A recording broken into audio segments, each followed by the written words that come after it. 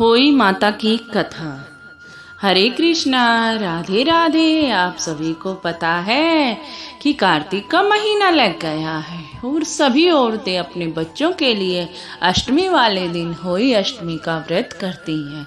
इसीलिए आज मैं आपके सामने होई अष्टमी की कहानी लेकर आ गई हूँ, क्योंकि होई अष्टमी की कहानी सुनने से सभी के बच्चों की लंबी उम्र होती है। इसीलिए मैं आपके सामने यह कहानी लेकर आई हूँ। बोलो कार्तिक के देवता की जय हो, बोलो होई माता की जय हो।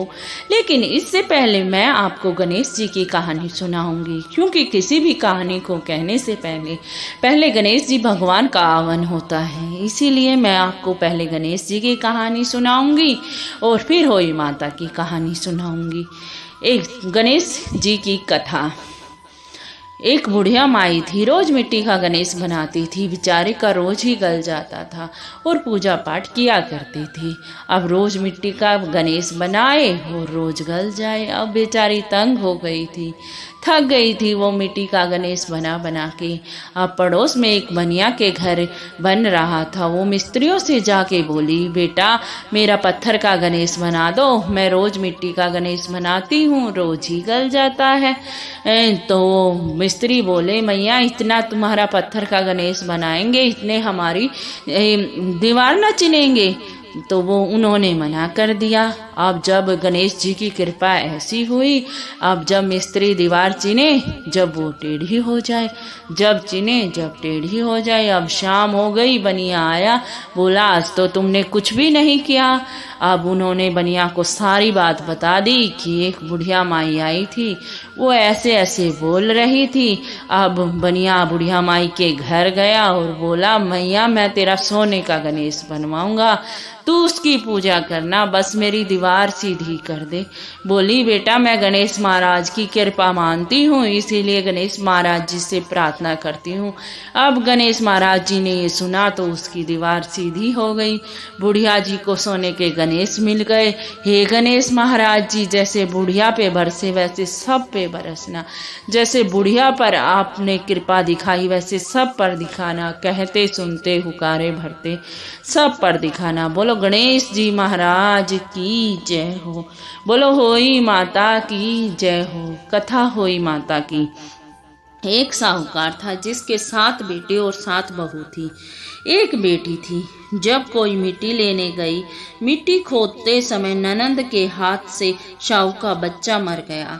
साहू माता बोली, मैं तेरी कोख बांधूंगी। ननंद ने अपनी सारी भाभियों से कहा, लेकिन ननंद के बदले कोई भी अपनी कोख बंधवाने के लिए राजी न हुई। 6 भाभियों ने तो साफ ही मना कर दिया। लेकिन छोटी भाभी ने सोचा कि नहीं बंधवाएगी तो सासू माँ नाराज हो जाएगी। तो छोटी भाभी बोली, मैं अपनी कोख को बंधवा लेती हूँ। अब उसके जो भी बच्चा होई 7 दिन के अंदर मर जाए। एक दिन वह पंडतानी को बुलाकर पूछा, क्या बात है, मेरे बच्चे होए 7 दिन के अंदर क्यों मर जाते हैं? तब पंडतानी बोली कि सुरभि गाय की सेवा किया कर। सुरभि गाय साहू माता की सहेली है, वह तेरी कोख छुड़वा देगी, तब तेरा बच्चा जिएगा। अब वह सुबह सुबह उठकर सुरभि गाय का सारा काम कर जाती। गौ माता बोलती, आजकल कौन मेरी इतनी सेवा कर रहा है? मेरी बहुएं क्या करेंगी, वो तो लड़ाई ही करती रहती हैं। आज देखा जाए कि कौन सारा काम कर कर जाता है। गौ माता खूब सुबह सुबह उठकर देखा कि एक साहूकारन के बेटे की बहू जो सारा काम कर जाती है। गौ माता बोली कि तुझे किस चीज़ की इच्छा है जो तू मेरा काम करके जाती है, मांग, क्या चीज़ मांगती है? तब साहूकारन की बहू बोली, मुझे वचन दो। गौ माता ने उसे वचन दे दिया। तब साहूकारन की बहू बोली, साहू माता तुम्हारी सहेली है और साहू माता के पास मेरी कोख बंधी हुई है, उनसे मेरी कोख छुड़वा दो। फिर गौ माता उसे 7 समुंदर पार अपनी सहेली के पास ले जाने लगी। तो रास्ते में बहुत धूप थी, इसीलिए एक पेड़ के नीचे बैठ गई। थोड़ी देर में सांप आया। पेड़ पर गरुड़ की पंखनी का बच्चा था, जिसे वह डसने लगा तो साहूकारन की बहू ने सांप को मार डाला। और नीचे फेंक दिया और बच्चे को बचा लिया। अब गरुड़ पंखनी आई, आकर साहूकार की बेटी बहू को चोंच मारने लग गई। तो साहूकारन बोली कि मैंने तो तेरा बच्चा बचाया है, सांप तेरे बच्चे को मार रहा था, मैंने तो तेरे बच्चे को छिपाया है।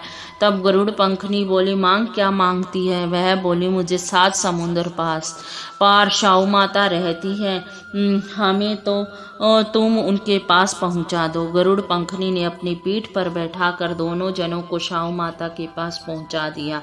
अब शाहू माता बोली, आ बहन बहुत दिनों तक आई, बहुत दिनों में आई। शाहू माता बोली, मेरे सिर में बहुत जूं हो गई है।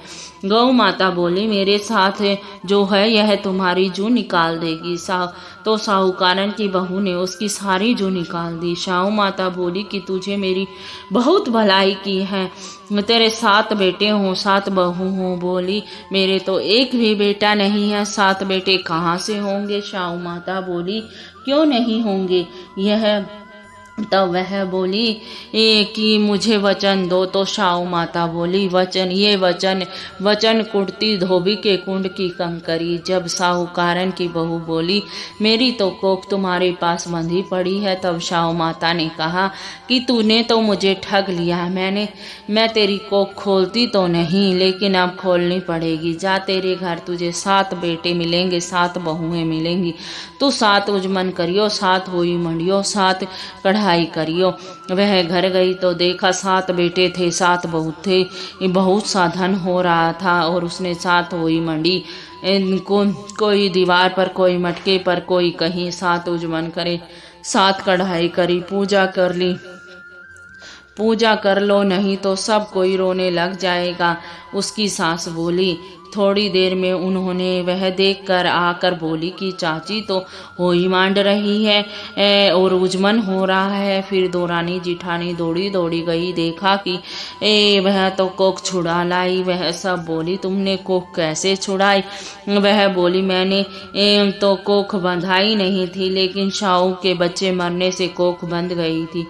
अब शाहू माता ने मुझ पर दया करके मेरी कोख खोल दी है। हे शाहू माता, जैसे साहूकारन की बहू की कोख खोली, ऐसी हमारी भी खोलना, सबकी खोलना, कहते सुनते उकारे भरते सबकी खोलना, अपने सारे परिवार की खोलना। बोलो होई माता की जय हो।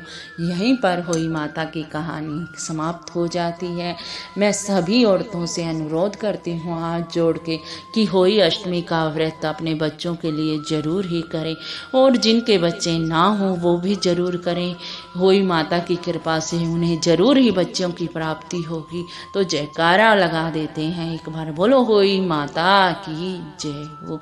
अगर मुझसे कुछ भी गलती हो गई हो तो मुझे माफ़ कर देना। हाथ जोड़ के मैं आप सभी लोगों से प्रार्थना करती हूँ, चलती हूँ। राधे राधे राधे राधे राधे राधे।